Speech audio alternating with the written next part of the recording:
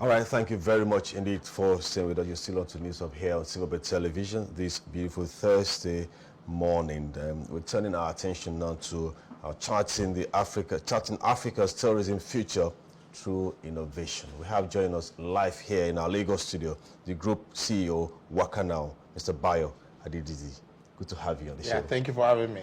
All right, so let's start with, I know that this is your area, so Africa's tourism future through innovation.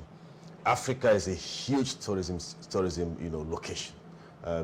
Look anywhere in Africa, you will find tourism sites. Whether or not we have developed all of it sufficiently to benefit from it is another question. Yep. But let's look at the potentials first. Yep.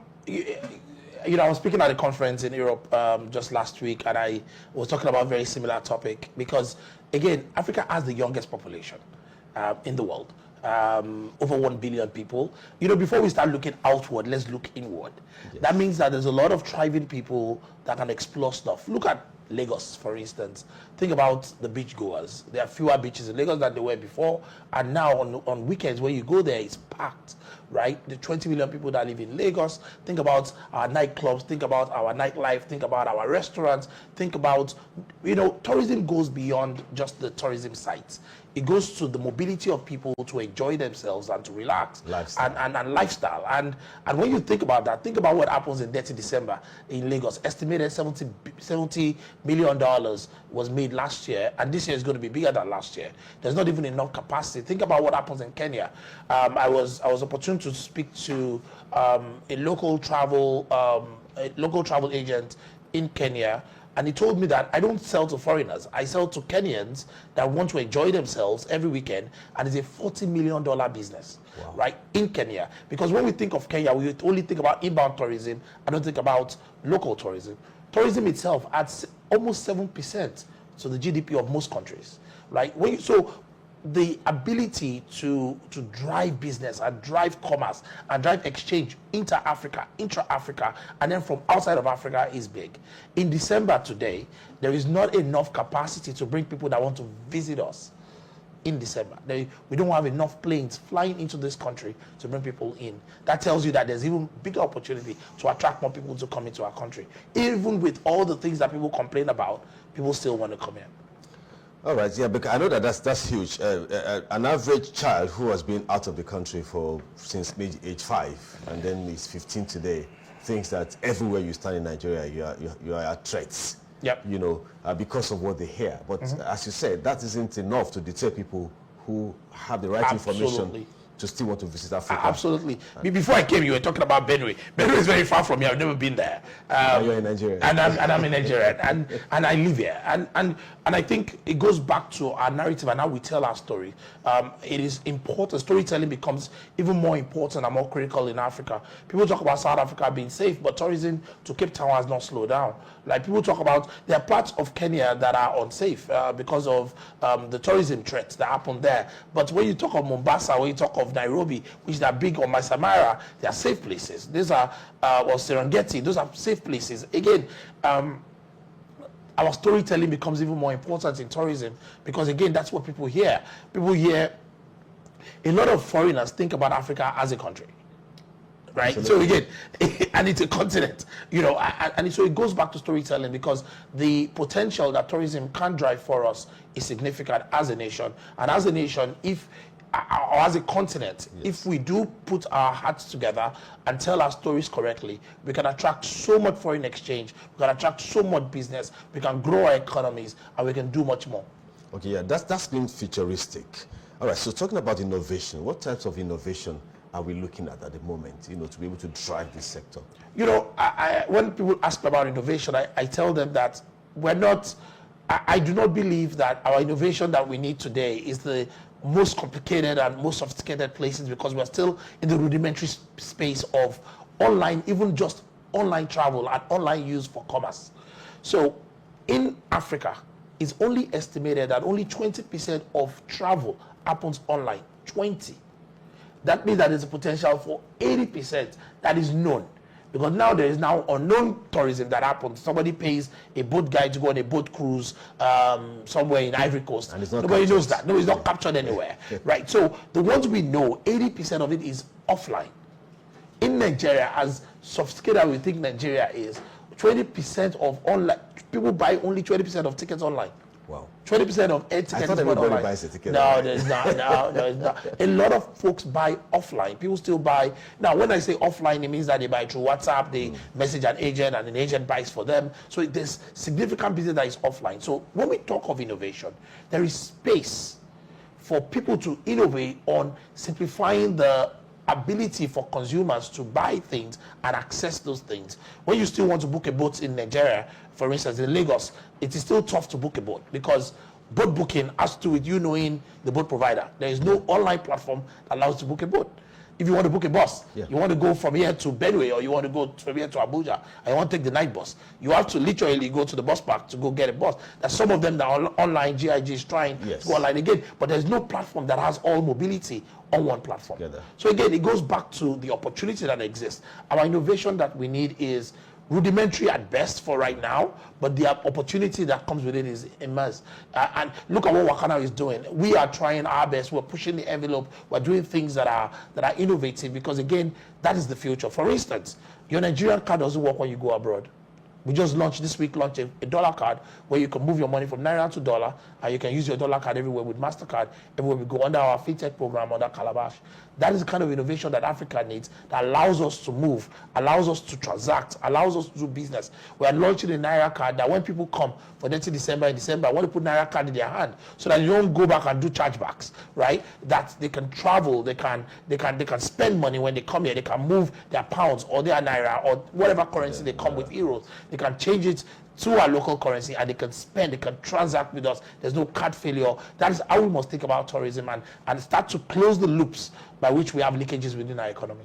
Well, quite interesting what you're doing with that. But let's now look at the tourism board and whatever else that's, the kinds of regulations and environment that you operate. How much of encouragement are you able to get, from the structure on ground?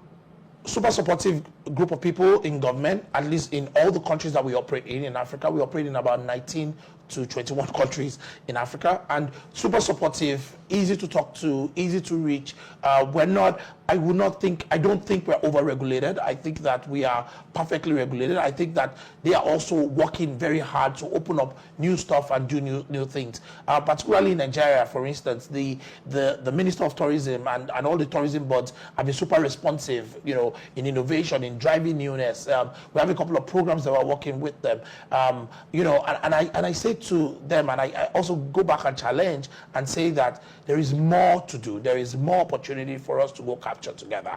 And, technology platforms like us present the opportunity to do that with technology that is transparent, that does not, if we can remove some of the bureaucracy, then we can go to market faster.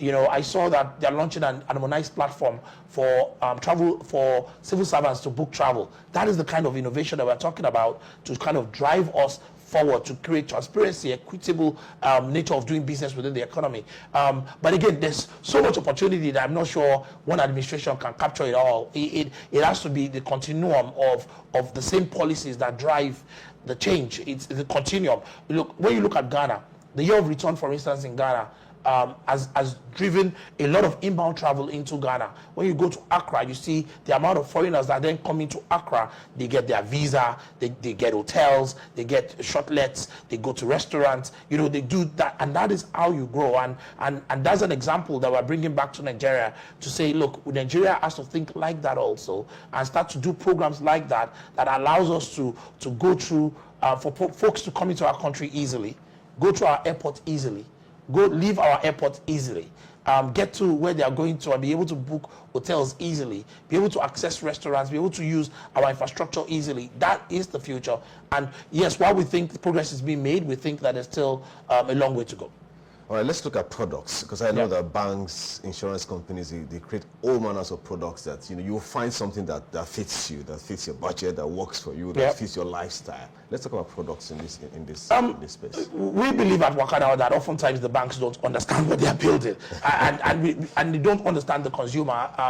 enough to build, because I believe that collaboration is the new gold. And I challenge every bank, every single CEO listening to us right now, that collaboration is the new gold. We understand the consumer from the Wakanow standpoint for Wakanow Group. And for Wakanow Group, we have Wakanow that does flights and all the associated things, hotels, transfers, rides, insurance, even visa assistance. We provide that service. We have Onboard that does local experiences, that you can buy event tickets, you can buy restaurants access, you can buy anything you want to do locally, you can get from Onboard. And then we have the fintech. Our fintech does travel tech, that because we take the data that we collect from Wakanow and from Onboard to say, look, what are the problems that people have? For instance, pay small. You can't do pay small as a bank without talking to a travel agent, without working with someone to say, look, a consumer wants to travel in the future. He wants to buy his ticket today. And I'll give you a good example. We have sold close to 2,000 tickets inbound from the UK to Nigeria that are doing pay small today to come in December. You see, that is a product that a bank should jump on to say, look, we're financing folks coming from abroad into Nigeria. They're going to finish paying before they come. That means that the asset they bought is safe. And that is what we are building, because, with our limited resources as Wakanow, because again, we believe that if we collaborate with banks, we collaborate with local providers, collaborate with local institutions that have the right, the license, all the things that they can do more, we can make Africa great. Let me even tell you, a consumer came to one of our locations last weekend from Ivory Coast, and our card won't work. Our Ivorian card would not work to buy a cocktail. And it goes back to the opportunity that exists, even intra-Africa, for folks that come from other parts of Africa. And that's what Wakanow is always trying to solve through our Calabash program, is how do we solve that problem? How do we make sure that people can do commerce with us, that we can capture that economy that is coming from that individual, we can fully capture it. When you want to fly to Ivory Coast from Nigeria, there is more cargo going out to Ivory Coast than humans. From a weight standpoint. Now that tells you something. People are coming here to shop our local economy. What are we doing about that? What is the bank thinking about that? How are we making sure that an Ivorian coming into Nigeria can shop and can pay us? I always say, before Africa looks outward, we must look inward. And we must look inward to say, how do I enable a Nigerian that is going to Cape Town to go there and spend money? How do I enable somebody going from point A to B within the continent at the very minimum to go? And by the way, 40% of travelers go to London from Nigeria. How do you enable them to spend there? And how do you enable them to bring back from there? Those are the opportunities that exist, and that's what Wakanow is working on every single day of our lives to capture, because again, we believe that that's where the opportunity is. We believe that that's how we take Wakanow global. We take our build, our local build, we take it global by solving those problems. All right, let's look at customer service for this space. It's not something people, of course, can go online and access your services, and then but the challenge we have with connectivity and all of that. How are you able to bridge that gap? Number one, I think that I say this very often. It's a regular saying of mine that it is commerce before e-commerce. You must think about commerce first. The commerce is the act of buying and selling, and the interface between the buyer and the seller. And the simplification of that, it must be done through the E, which is the electronic or internet or whatever. It's the enhancement of it. But you must build commerce first. Commerce means that the consumer must be able to reach you as a seller easily. That's why at Wakanow, you can reach us by phone, you can reach us by text, you can reach us by DM, you can reach us by physical. We have 44 physical locations in Nigeria alone. We have online, every single channel online. You can talk to us through DM, you can WhatsApp us. If you send a raving to us, we would interface with you, if there's a way. Because again, it is the commerce before the e-commerce. And for us, is the simplification of that. Our customer service team doesn't close. I can't solve individual connectivity issues. I can't. There is no way that I can solve that. But what I can do is make sure that the consumer can reach us easily. We have a call center that is 24/7. You can call us. If you call us and your phone hangs up and we see your missed call, we will call you back. But eventually you don't have credit. We'll call you back. What we've done on our mobile app again is to make sure that on our mobile app, but eventually you don't have credit and you want to talk to us and you have internet, you can go to our mobile app and you can call us from our mobile app free of charge. We've done a call service within our mobile app. Again, and we continue to look for new ways.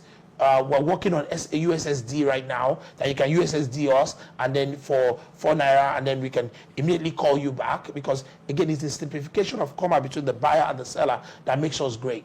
Today, we own about 20% of the market share in Nigeria of online of the entire travel agency business, and we don't think is enough. We think that, you know, we need to take more, because to take more means that we must be closer to the consumer, we must be closer to the customer, we must think beyond being an online travel agency to think beyond being a mobility provider that is easy to access us, that even if you want to take that bus, if you want to take that train to Abeokuta, you want to go to Ibadan through that train, that you can come on one platform and you can do your entire intermodal system on one platform. That is the future of Africa. And we're not just doing it for Nigeria. Like I always tell my team, we don't strive to be local champions. We try to be the African champions that have gone even global. We're in France, we're in the UK, we're in the US, we're in Canada, we're across the world today. And what we're trying to do is take the gospel and the solutions that we built in Africa to those people, because we want to be closer even to the diaspora in those countries, so that they don't bleed our monies to the big global players, but they bleed it to us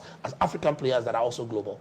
Oh, great. So do you also provide advisory? For example, I would like to, you know, take a holiday, but I'm not even certain, you know, where to go, how much it will cost, where I can visit, how much I would need, and all of that. Is it like some program? Absolutely. Yes. It is the one-on-one, we call it the hand-to-hand combat part of the business, where people just need guidance. People want to travel, they just need guidance. Where should I go? I had some customers come into the office yesterday. I have this behavior of talking to everybody in our head office reception. I saw some customers there, and there was about 12 of them. They're looking for somewhere to go. They just want to go for a birthday bash. And we were talking for almost 30 minutes. We were chatting about locations, and I was encouraging them. They settled for Japan.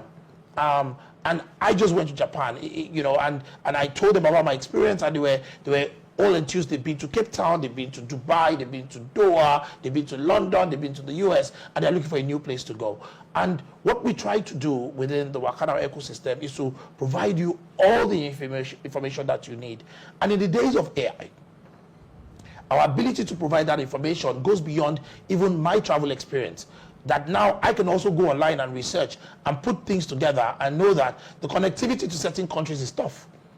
Right? If you want to go to certain countries, don't mention their names, it is hard. You have to almost leave Africa and come back to Africa, right, to get there. That we can say, look, this is what you need to do to get there. This kind of visas that you need to get there, you know. So we do provide that service, and that's why we have to be available to our consumers, to be able to have that hand-to-hand, one-on-one interaction with them, to talk to them, and we do provide those services. All right, let's talk about visas. It seems to be increasingly challenging, particularly for certain countries when it comes to Nigeria. And maybe some African countries as well. I know that does that have a negative impact on your business, for example? Oh, for sure. And you know, when a country, I have this opinion that I think I would air now. If a country doesn't want us, I think we Nigerians should stop going there. And we should look for places where we are wanted. I think there are countries that are begging us to visit, and I think Nigerians should start looking at those countries. I remember when a particular country closed down to us. That country used to be what the London is to us today. That country used to be that volume. It used to be about 35 to 45% of the entire travel volume, because the visa was easy. You do it online, you get the visa, and you could go there for 30 days. You get a 60-day visa or a 90-day visa. It was easy, and there was a pathway to go there. There was a direct flight to get to that country. There were indirect flights that were cheaper. I remember in 2019, it was 90,000 naira to fly to that particular country. So it was easy to go. It was perfect to go, and they shut their doors. They shut their doors for almost 2 years to us. But what happened was we went as Wakanow and opened up other countries. We opened up Cairo. We started the visa on arrival to Cairo, to Egypt. Now we've worked on other destinations in Africa that allow us to visit, allow us still have similar shopping experience, have similar nightlife, the things that we go to that country to do. We've opened up another country right beside that country, Doha, that is really, really popping, and it's easier to get the visa, right? And for us, we must continue to look for new destinations for our consumers to visit. We must continue to look for new places that we can advise them to visit. That, look, if you can't go here, we understand what you want. You can still get the same experience in Singapore. You can get it in Doha. You can get it in Bahrain. You can get it in Oman. You can get it in even Riyadh in Saudi Arabia now, that is opening up to the world.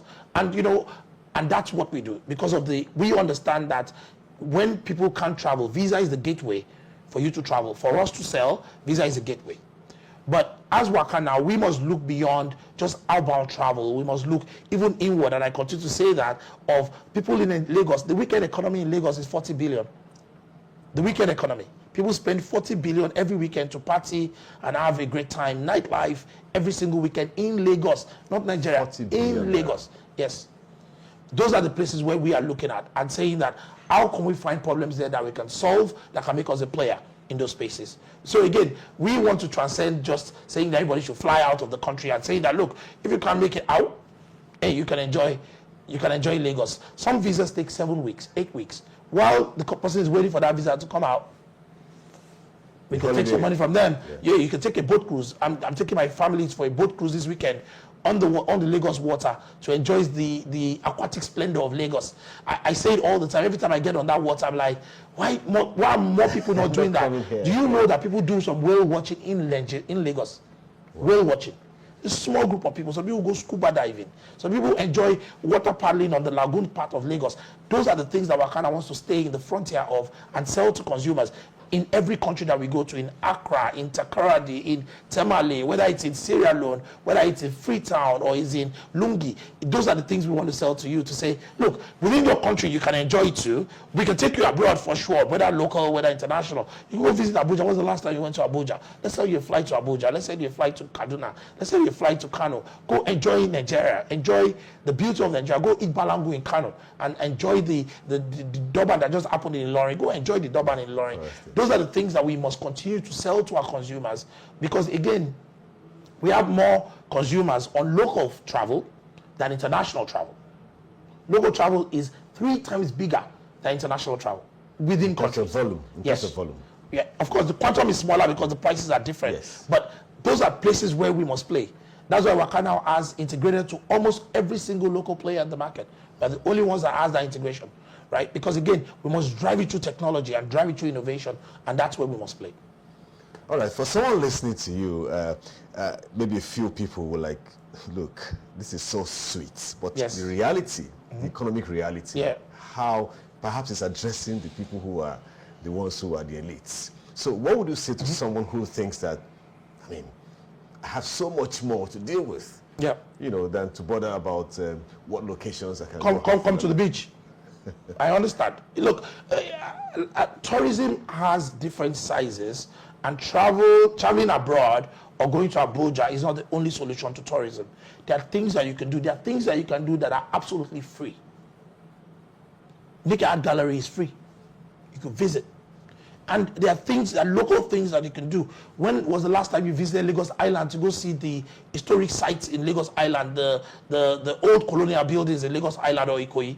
And just drive around and just, there are things that you can do that, yes, you need fuel, blah, blah, blah. But again, tourism requires some level of money. But there are cheaper things that in all sizes. And it goes back to my point, is we understand that the economic reality of most African countries, of the entire population of Africa, does not support them to do some of the outbound travel because they can't afford it.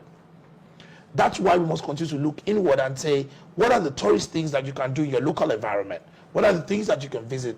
I went to, I took my kids out this week, and we saw that there was a place you could go to, and you could sit down and eat for a little bit of money, and you could watch the Lagos water, and just watch the lagoon and enjoy the lagoon. Again, those are things that you can enjoy, and Wakanow wants to play there, that even if you are spending 2,000, we can be that player that supplies you that money. So I encourage everyone that no matter where you're looking at me from, tourism does not have to be expensive. It's cheap. You can do pay small wakanow.com for sure. You can pay small and pace yourself to pay up to a year. But again, there's opportunities for you to travel and enjoy your life. All right, it's been quite an interesting time with you on the show today. We'll be Thank you speaking with the Chief Executive Officer, Wakanow, Mr. Bayo Adedeji. Thank you so much for your time on the show. Thank you for having me. All right.